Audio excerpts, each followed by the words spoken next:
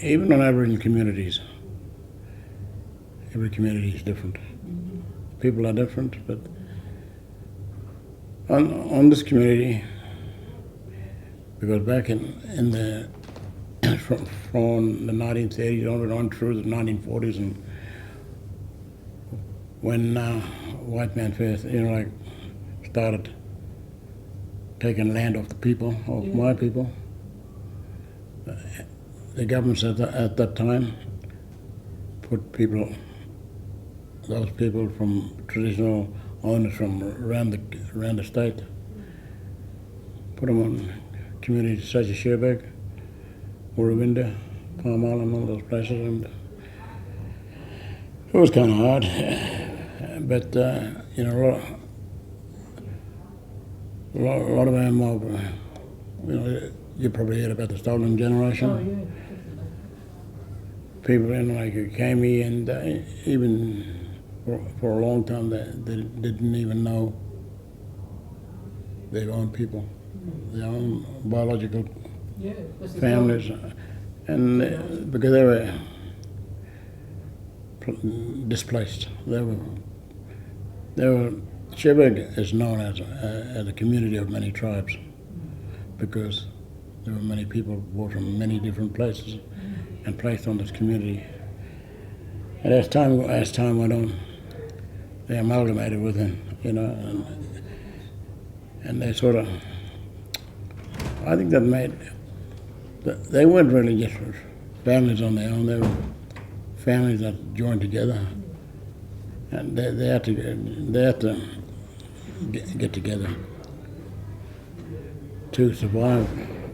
And Did it make the families stronger, do you think? I think it did.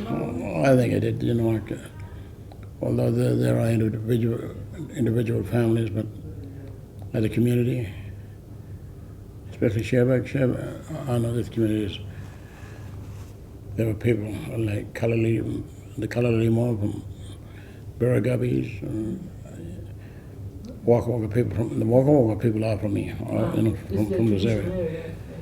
But over the years, they had to get together. They had to stick together. They had to, stand up together, sort of thing. And I believe that's what really made them strong.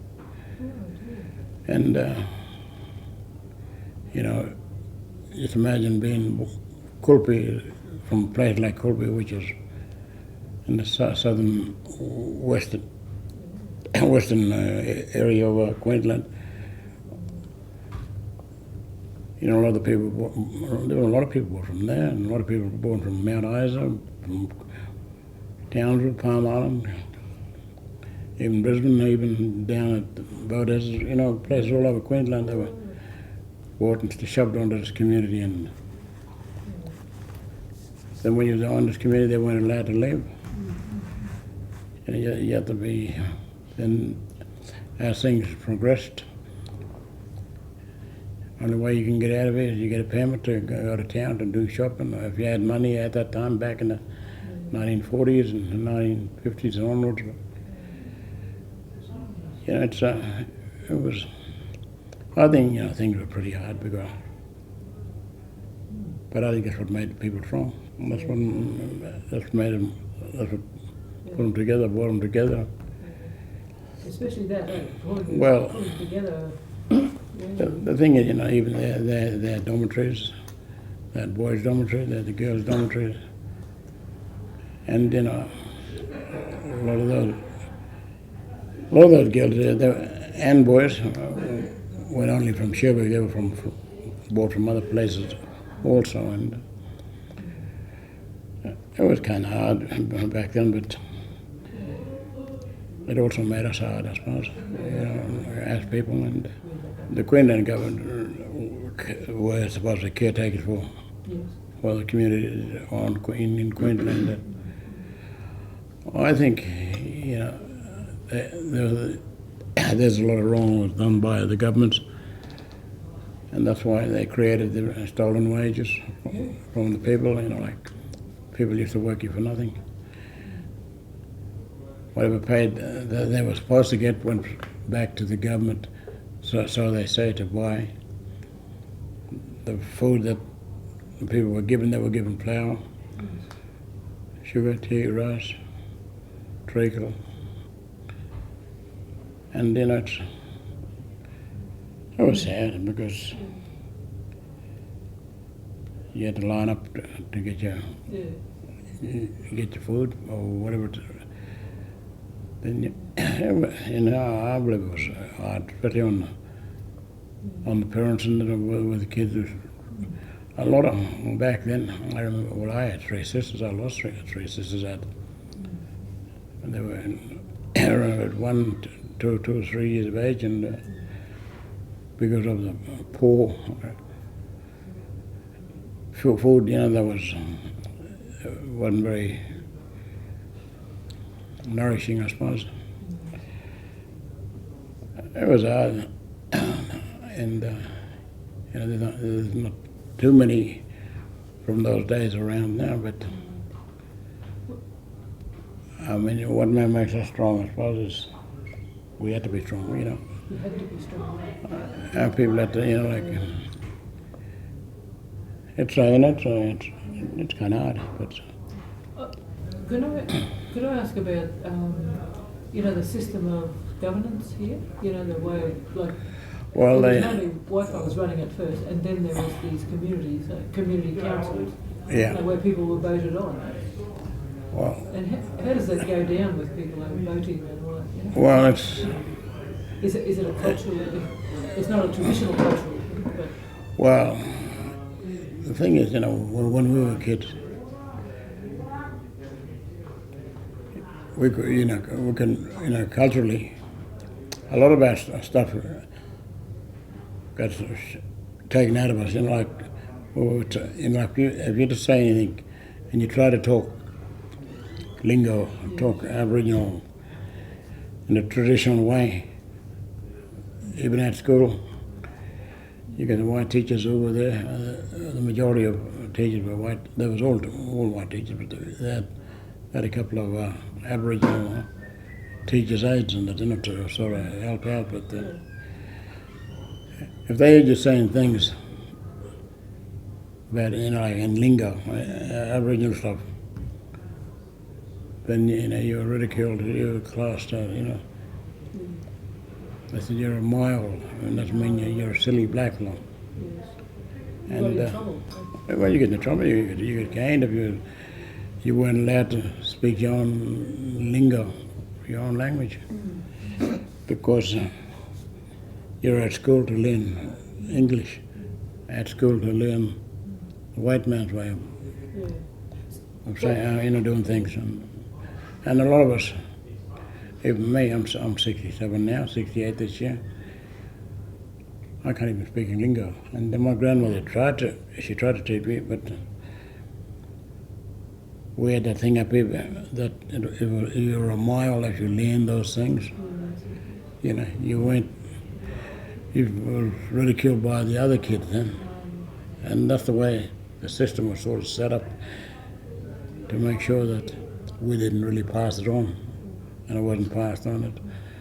I mean, I hear people saying things, they can say bits and pieces here and there, but nobody can really talk the lingo. I don't believe in it. Not grammar, like straight out. They can't just have a conversation in our lingo, and that goes for every one of the tribes that were born on this community.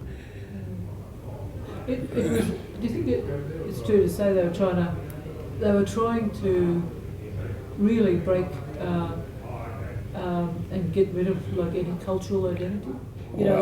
Because language is a kind of part of that identity. So a whole lot of cultural. Well, the thing is, they didn't try. They did it. They just did it. Well, you see any black person in Brisbane and ask them to give you a full conversation in their own lingo, in their own language. You won't find too many, because not only in Brisbane, but in Sydney, in Melbourne, wherever. I mean, it's sometimes you feel, you wish you was like the guys from the territory, the Aboriginal people from the territory, from West Australia, who still got the culture and still can do what they want.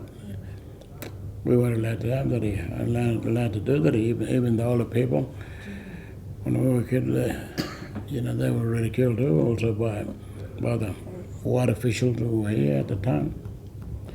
So people weren't allowed to even have ceremonies and, You have to, everything you've done here, you have to do it with permission from the main officer.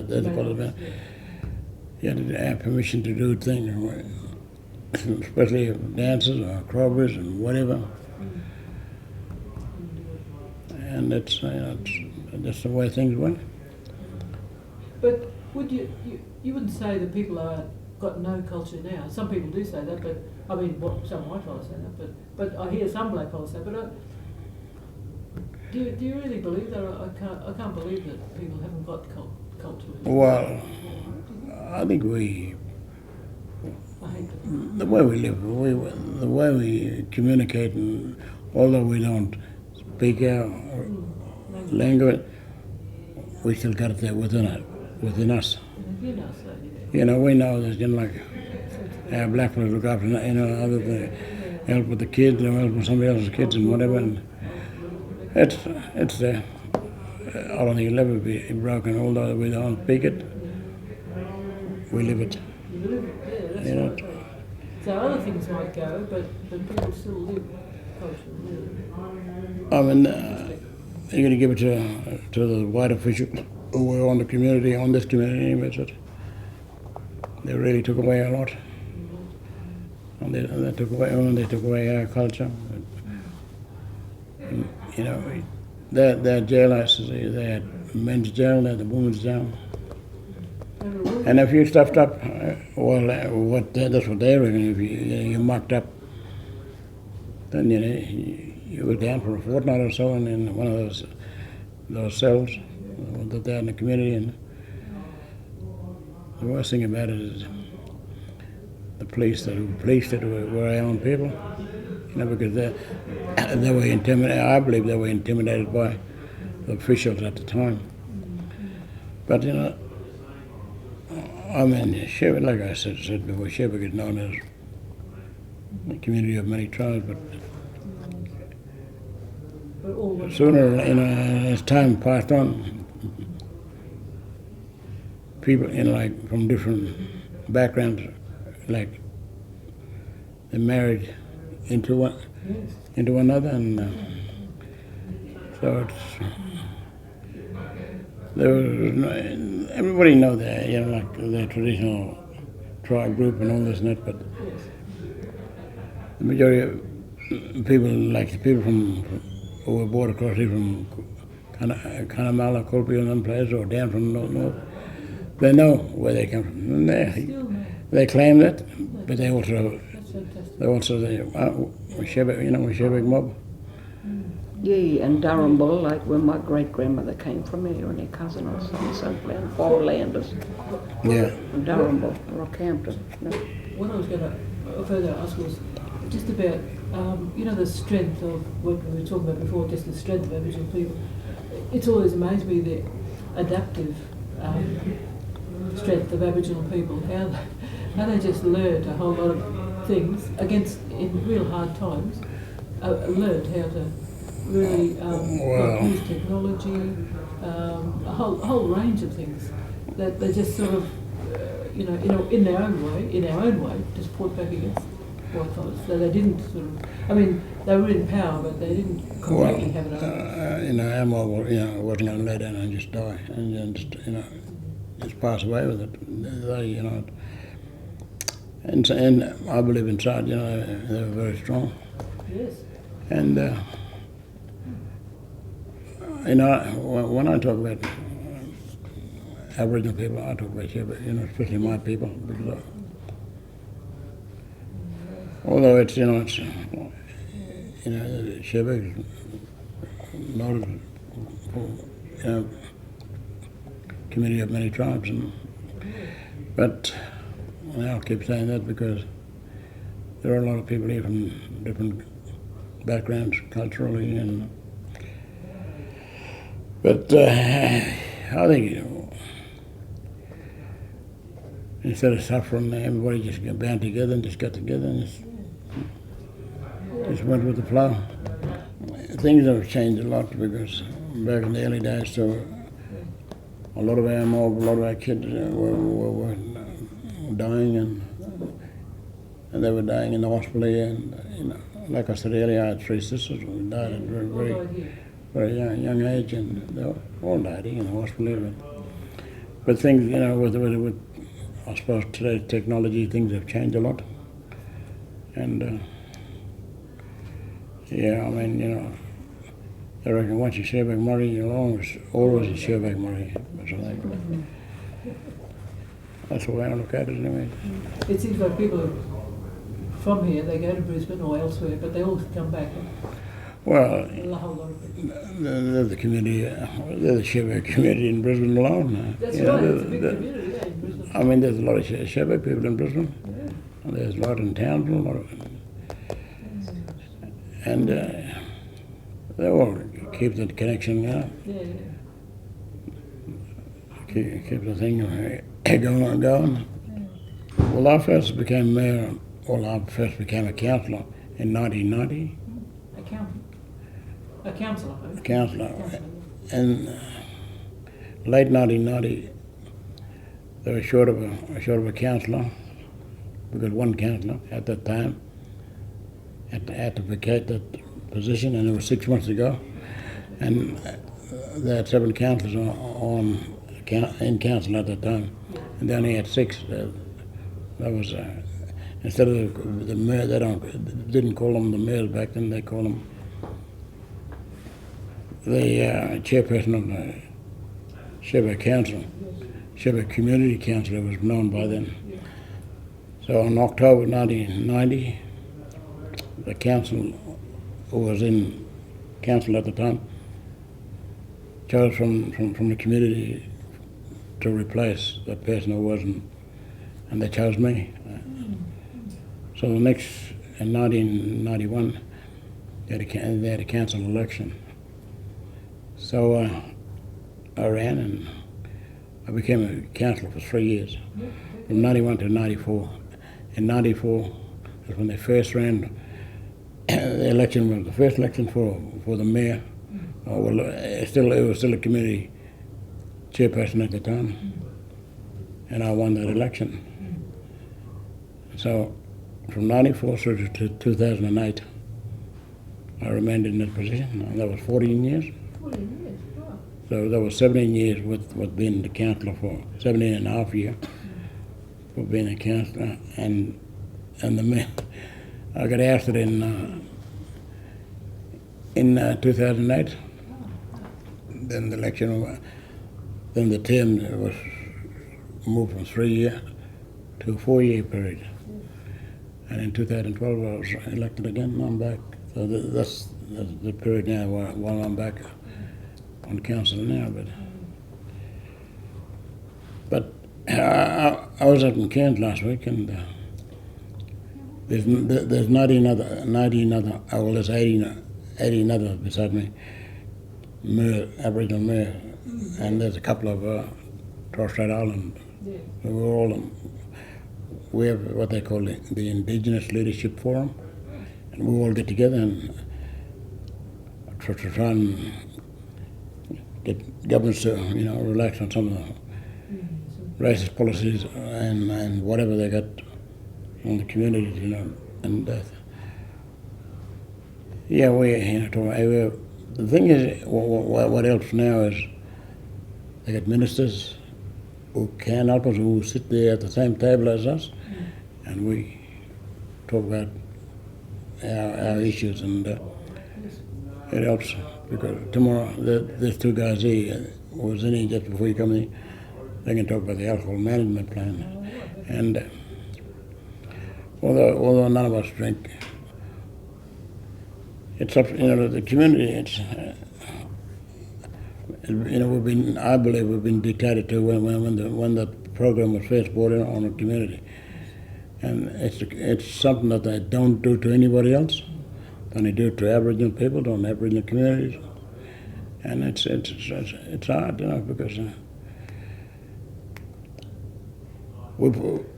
the council is want the people to choose whether to have the ban lifted or keep it going. But then the hard thing about the alcohol management plan now is that there are people who don't even drink. And they're bringing somebody out from Mergen to here, giving them a ride home, and they get caught in this grog in the car. They got a problem. So what was the outcome of the meeting about that? Well, we're going to get together in October. We're going to go, I think it's in Brisbane. And I've got to find out what's going to happen tomorrow anyways with the alcohol management plan tomorrow. And hopefully it's we'll do another survey, because the last survey we done, the community didn't really respond to exactly what was needed. Didn't want to. Well, they didn't want to. They were too bloody lazy. Some of the people used to come down and either put a cross or a tick or whatever, So, and they expect council to do everything for them, lead them to the water and give them pour the water down their mouth. But anyway, that's just the way things are. And so, hopefully, but like I said earlier, that I've got 100% of our councils sober. So, but anyways, the strength of the people in Cherbourg that keeps the people together, really, in my opinion, is the strength that they have for one another. They have fights. They have, Cherbourg's not a perfect place, but we don't try to make out to be. But a lot of people really get on, and a lot of people don't. But I mean, it's that. It's just the way it is, It's that relationship that you build up with people, and relationships. Yes, that's a really important thing, I guess, for everybody. well, yeah. I've seen, I've seen times where, there seem to be, for kids, and that not too many kids can go alone, sort of thing. There's always somebody there to help out. And, it's good when you see them, sort of thing. I don't think not too many kids will starve here, but. They're well looked after. Well, I think they,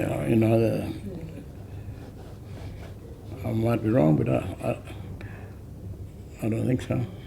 The Cherbourg Aboriginal Shire Council now are in the period where we're going to do redundancies to a few of our workers. Maybe about 10 people could lose their job by the end of this month, because state government and federal governors, well, mainly the federal governors, taking a lot of money away from them. It's nearly $1 million, and that's a lot of money to lose, because that's about 10 positions. That's 10 full-time positions, and it's sad. That is not right. The poorest of the poor, Aboriginal people, taking money away. There was a statement made, and even Kevin Rudd said it when he was in there. Now Tony Abbott said it. They're going to close the gap in unemployment on Aboriginal communities, which is a lot of bull. Yes. It's one of those things. Where you got to be. They're talking about now. There's another thing. There's a guy named Andrew Forrest. He done this survey of Aboriginal communities, and he's pushing for welfare reform, and that's going to hurt a lot of people. Even more people. They're talking about strengthening from CDP. CDP is Community Development Employment Program. That's where you work for the dollar. Yes, And they said, they're going to start introducing it to mainstream. yes. Cherbourg got it since 1993. Yeah, they And, started with Aboriginal people first. they use us as the guinea pigs. Yeah. as far as the government's all using black for the other, Yes, they are. well, that's what they done with the alcohol management plan, what we can discuss tomorrow. You know, I said you got to talk about, and yet you promote the schoolies, graduation down at the Gold Coast, Yes. where they're young teenagers, girls, Yeah. drunk, Yeah. young boys, drunk, underage, Yeah. drunk. No management plan there. No, because it's their kids, it's their, you know, it's, And they died. They jump off the building, what do you call balcony? well, Fall off because they're drunk. I think I even said to one in that one of the meeting, he wasn't a black blue shot the policeman down that time. You know, it's we're everlasting being tested as guinea pigs. And it's hard for communities, especially Aboriginal communities in Queensland. I mean, it's, on one hand, things are starting to look up a bit, but on the other hand, they still want to keep that intimidation thumb on you, whether they're intimidating. They keep us there, and it's sad. I mean, you know, you got a lot of there's a lot of good workers here. You know, and people have been made criminals by just bringing people out from America, but with the grog in their car. It's, you know, it's, the police say, yeah, I said, yeah, our job, we've got to do it. Yeah, you're just as bad as the racist policies the government's made for you.